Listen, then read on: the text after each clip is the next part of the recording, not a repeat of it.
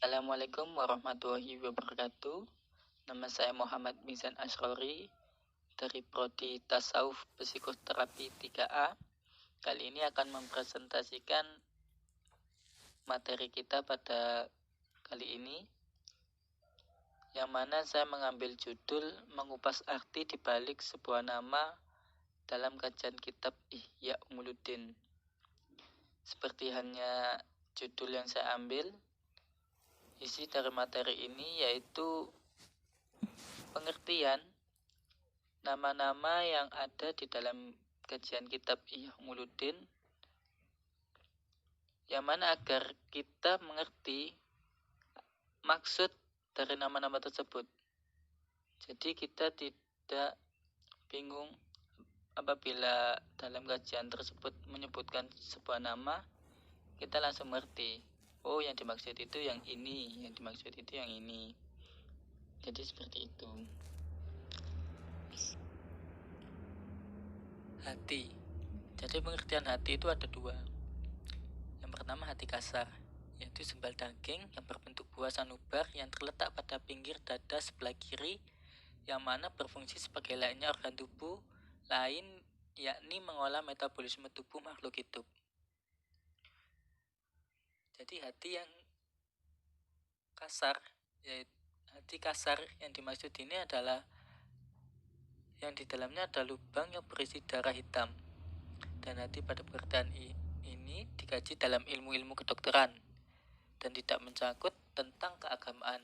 Hati pada pengertian ini juga terdapat pada hewan dan juga orang mati. Yang kedua yaitu hati yang halus. Yang halus latifah, ketuhanan rohania, kerohanian, rohania.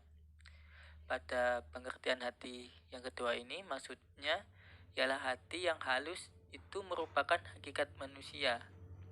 Ialah yang merasa, yang mengetahui dan mengenal dari manusia.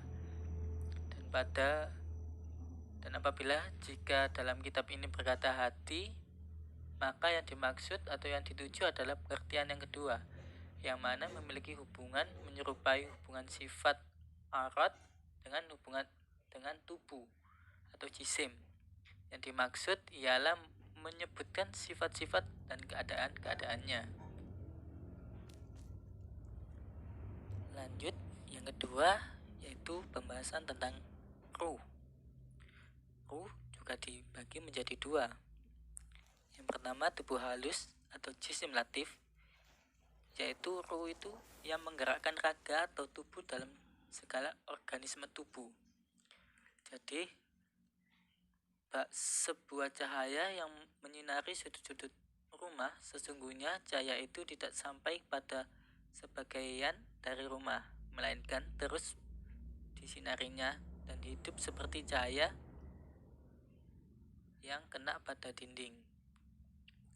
Jadi ruh itu menyerupai sumber dari penggerak jasad. Sebagai contoh lain kita ambil yaitu mainan robot pada anak-anak kecil, yang mana baterai itu merupakan sumber penggerak dari robot tersebut, dan apabila baterai itu dilepas, maka robot tersebut tidak bisa bergerak. Nah, seperti itu. Jadi ruh itu sebagai sumber penggerak. Jadi apabila sumber itu dicabut, maka jasad kita tidak bisa bergerak. Itu fungsi ruh pada yang pertama, atau pengertian ruh pada pengertian pertama. Dan dalam pengertian kedua, ruh itu yang halus dari manusia, yang mengetahui lagi merasakan, seperti dalam firman-Nya dalam Quran surat Al-Isra yang artinya, jawablah nyawa, roh itu adalah urusan Tuhanku. Seperti yang disebutkan dalam ayat barusan, bahwasanya ruh pada pengertian ini adalah urusan ketuhanan yang begitu menakjubkan, yang mana tidak bisa kita capai dengan akal dan paham daripada mengetahui hakikatnya. Baik, selanjutnya yaitu yang ketiga itu nafs, atau sering kita sebut nafsu. Seperti yang lainnya, nafsu juga dibagi menjadi dua, Yang pertama yaitu nafsu syahwat, yaitu pokok yang menghimpunkan atau menggerakkan manusia pada perbuatan-perbuatan tercela, yaitu merujuk pada kekuatan marah, dan juga nafsu syahwat atau nafsu hewani, yang pada pemakaian pengertian ini biasa digunakan oleh ahli tasawuf. Seraya mereka berkata, tak boleh tidak melawan nafsu dan menghancurkannya. Pengertian ini juga dijelaskan oleh sabda Nabi yang artinya, musuhmu yang terbesar ialah nafsumu, yang berada di antara dua lembungmu. Yang mana apabila seseorang itu kalah dalam melawan nafsu syahwatnya, maka dinamakan dengan nafsu lawamah, jiwa yang tercela. Dan Tuhan berfirman yang artinya, dan aku bersumpah dengan jiwa yang amat tercela atau jahat. Dan apabila orang tersebut tunduk dan patuh pada nafsu syahwatnya, maka dinamakan dengan an-nafsul ammarah bis-su'i, yaitu nafsu yang merenggut pada yang jahat. Selanjutnya pada pengertian yang kedua, yaitu nafsu mutmainah, nafsu mutmainah,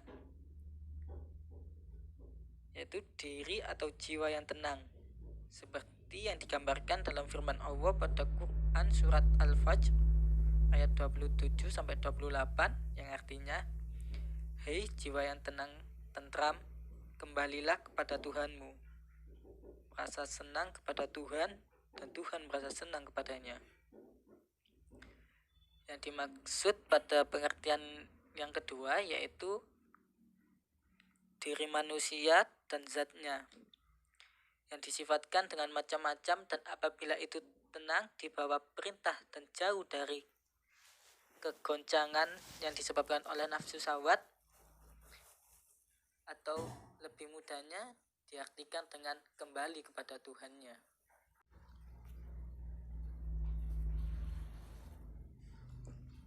Yang selanjutnya yang terakhir yaitu akal. Akal dalam kajian kitab Ihya Ulumuddin ini memiliki dua pengertian. Yang mana yang pertama yaitu hakikat segala keadaan. Akal itu ibarat dari sifat-sifat ilmu yang tepatnya berada di hati. Jadi akal itu merupakan hakikatnya segala keadaan. Apa yang ada itu termasuk dalam akal, Mas Yan. Dan yang kedua yaitu yang memperoleh pengetahuan yang halus, lagi mengetahui yang mana merupakan rujukan dari hati. Jadi untuk pengertian yang kedua ini, akal itu yang memperoleh pengetahuan. Jadi segala pengetahuan itu yang menerima itu akal. Dan akal itu, semua pengetahuan yang diterima akal itu tepatnya itu berada di hati. Hati yang halus seperti mana yang dijelaskan pada slide sebelumnya. Yang selanjutnya yang